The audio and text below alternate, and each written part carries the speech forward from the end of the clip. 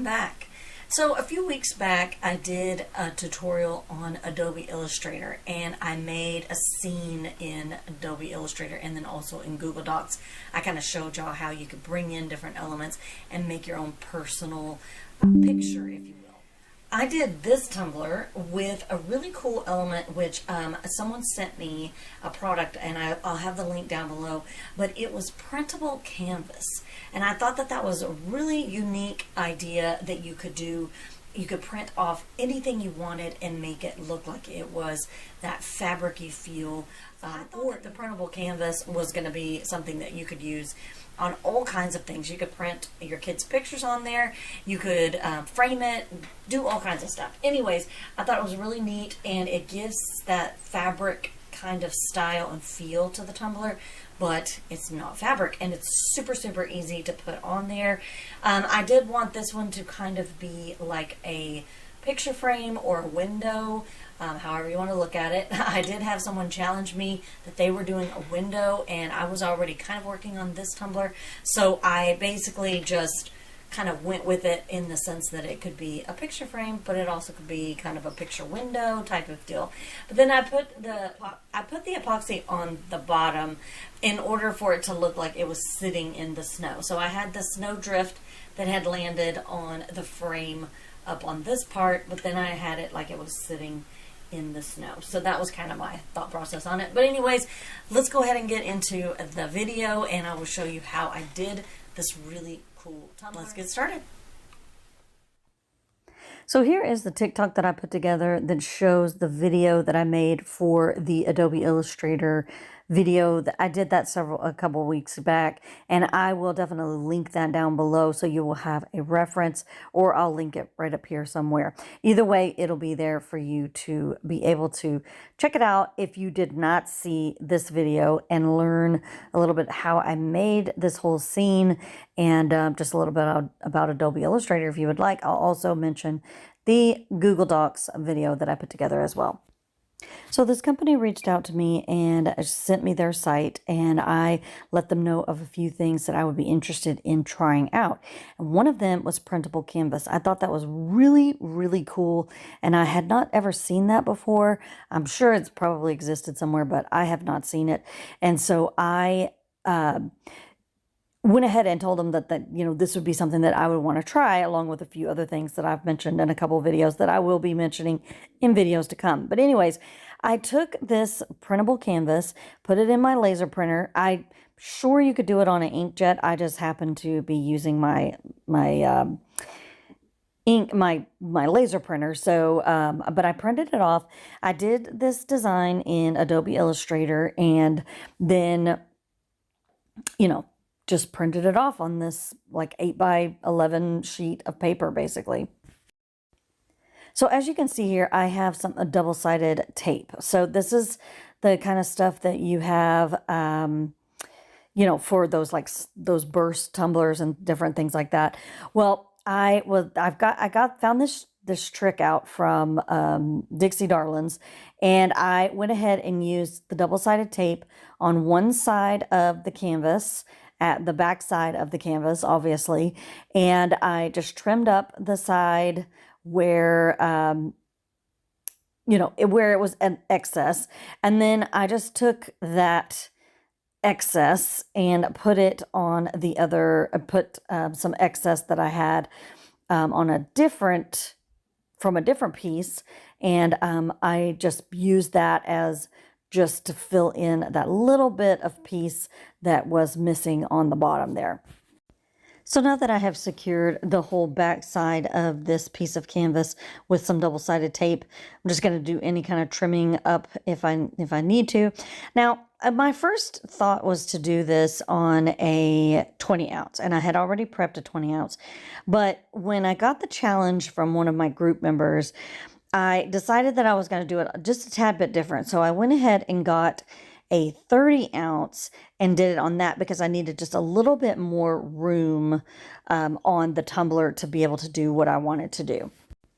So once again, I'm using my Cami Page Boutique Ultimate Tumbler Guide, and I am creating a spot on the tumbler that I can start off putting that canvas piece on there.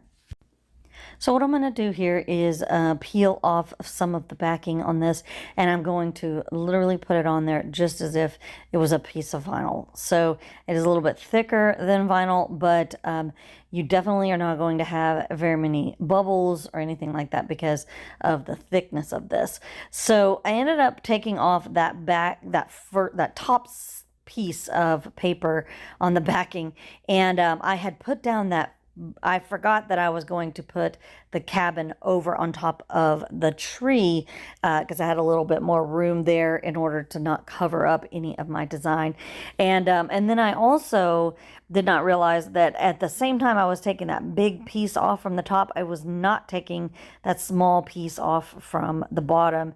So I ended up having to come around and peel that off very carefully. Anyways, but we were able to get it off. So that would be something that just be careful if you are using two pieces there.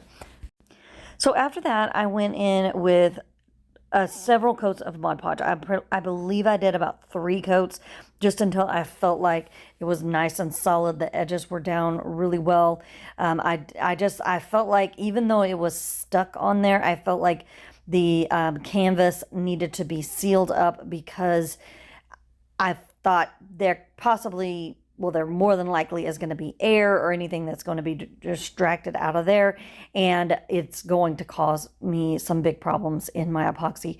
So I just wanted to make sure that the design was going to be safe and, you know, that there wasn't going to be any blurring of the inks or anything like that, even though it's a laser printer, but you know what I'm saying. I just wanted to make sure. So I just kind of basically treated it like a fabric tumbler. And I went around and I put this first coat on there, and then I set it to I usually just set them to spin on my turner just to dry. I don't know why. I think it does better on that. But anyway, so I had a bit of an issue with the seam, and I was just trying to get that closed. But after like 3 or 4 coats of Mod Podge, you know, we were good to go. So before I started, I put some epoxy additive in there. I was going to be doing a few other tumblers at the same time that needed this glitter, and so I thought it would make this really shine and sparkle. And after I let those several coats of Mod Podge dry up, that is when I went in with this coat of epoxy. Now, like I said, this particular additive is a little more, it has a little bit more of, it's almost a white instead of just like glitter. And so I thought that it would add a little bit of cloudiness, which I really wanted because I wanted it to look like it was a picture or a window, and also have that kind of sparkly snow look, like if you were looking out the window and the snow was sparkling all over the yard and that kind of thing. So that's why I decided to do a little bit of this. I don't think you have to do it. It was just something that I wanted to do at the time. So here I'm using more double-sided tape, and I am doing this on the top and the bottom, the top, the back side, and the bottom part of that picture there. And this is going to give us that really nice look of a picture frame, which I'm going to be using this wood foil in order to get that look. So there's a foil that I got from Artistic Painting Studio, and it looks like grainy wood, right? So I thought this would be a perfect way to make it look like it's a shiny either window or picture frame, and so that's why I wanted to use it. I had this little bit left of this vinyl, or this foil, from the pumpkins that I did, as you can see. And so I thought, you know, please just give me enough of this in order to make this one tumbler, and then I will be done with this wood, I believe, after that. So I just kind of checked to make sure that I had enough to go all the way around. I cut off a little bit extra just in case if I needed it. And I did end up needing just a little bit extra, so it worked out. But I'm also using up just ever so bit of that last bit of that wood grain foil, which was very exciting. I do not like waste, so I was very happy about that. And as you can see, it's very easy just to remove that one side of that double-sided tape, put the foil on there, and then I do use this little piece of wood I got here from Southern Belle Glitter, I think. And I just use that. But you can use a popsicle stick. You can use a toothbrush. You can use your finger, whatever. I just thought I wanted to get a decent, you know, transfer of that foil to the, you know, onto that double-sided tape. So the idea here was that I was going to be using that wood grain foil to give me a frame. So I was putting that on the top and the bottom of the picture there, and then doing it down the back so that we had a full-on look of a frame coming all the way around the tumbler.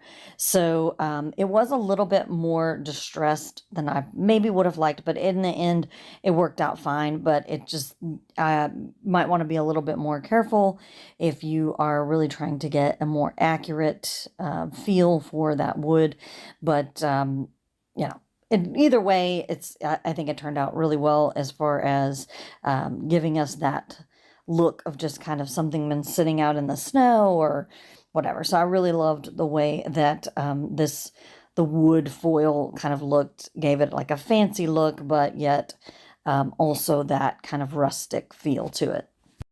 And using that last bit, that one last little piece of foil that I had saved from that original large piece, I just used that to kind of fill in any spots that I felt needed just a little bit more, or that just didn't come off, just to make sure that we had a good look all the way around. And after I put that foil on, I just went in with a coat of epoxy. I didn't seal it or anything like that. There's no need to. The foil works perfectly fine under epoxy. So I just put a coat of epoxy on there, and then after that, we're going to go into adding all of our snow to make it a little bit more like it's been sitting out in this beautiful, you know, atmosphere that we have going on in this, you know, look right now. So anyways, so I'll be having a video come out in the next probably couple of days, if not sooner. As soon as I get the voiceover done, I'm going to release it. But it has to do with a gingerbread drip cup that I did. And at the same time that I did the drip on there, the mix that I made in that, if you were wanting to recreate this exact mix that I made, I have that in the video that's coming up very soon. And I just basically used white acrylic paint. I used some Nice and Thick. I used some additive, the same additive that I used in the first coat of epoxy with this. And I did put this on my spinner. I did not put a coat of epoxy on this at the same time because I did not want it to run. I just wanted it to sit right there on that edge of that frame, so that basically that we have kind of this snow that has fallen on the part of the frame right there. So I just took that all the way around, and just that Nice and Thick makes it so cool because it just sits right where you put it, right? So you can let it sit for a longer period of time, and it does help with movement, but that Nice and Thick really does help it kind of stay in that, you know, the way and look that you want. I did end up turning my turner off so that I could really get some of the look of like snow kind of drifting and kind of piling up, because I wanted a little bit more of a romantic look with the snow. I continued to I just kept adding and adding and adding, just to kind of make it pile up as much as I could. Also, it was thickening more and more, so I was able to get a little bit more of the look that I was going for. So I just kind of worked it for a little while, just depending on, you know, how it was looking and versus the epoxy itself and how it was reacting and how it was changing as it was going along. So then I wanted to kind of emphasize the idea that this was snow, and so I went in with these snowflakes. I've had these for quite some time. I'm not sure if I got them, I think maybe Glitter Ranch. If I can find a place where you can find them, I will definitely link something down below. But I just thought that it would just kind of emphasize that that it's supposed to be snow, you know, like when you look at a pile of snow and you can kind of see some of the snowflakes in there. You know, although this is much larger, much bigger, it just gives us that whimsical feel of winter and snow and, you know, ice and that kind of thing. So I did allow for some of the glitter that was in the mix too to just kind of come off in a few places. I didn't spend too much time doing that, but I did put a few on there just so that it could have a bit of sparkle, just a little bit of whimsy to it. So after that, I put on a coat of epoxy. That's just so I could seal in everything as far as the just make sure that we had a good seal on the snowdrift there, if you will, and just so that we could do some sanding on the rim and the bottom and everything, so we could go into our next step, which is adding a bit of snow on the bottom. So this, I'm going to show you a little bit of how I went into making the drip, I guess you would say, for the bottom. And I don't know if you necessarily call it a drip, but it is dripping from the, you know, bottom to the top, you know, kind of thing. So first taking side B and putting it in there, and then taking A and putting it in there, and then we're going to mix that together. This is much faster than I would ever mix. I just kind of sit there and mix it very slowly and just kind of either watch a show or, you know, just think about some things or whatever. But I definitely don't mix this fast. You'll have like a million bubbles. But I just wanted to kind of get the information to you. This is what I do.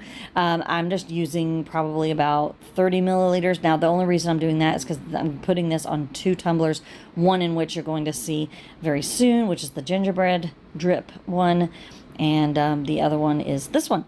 So anyways, I put some acrylic paint in there, and then I put some of that mica powder that gives us this beautiful kind of glimmer and sheen to it, and then I put some more Nice and Thick in there. Now the Nice and Thick is just going to kind of, I think you really have to kind of work with it multiple times to kind of get the feel for, like, if you want a really runny drip, then you're probably not going to use that much. If you want a thick, kind of stay in place kind of drip, you're going to want to use a little bit more. And it depends on the amount of epoxy that you're doing.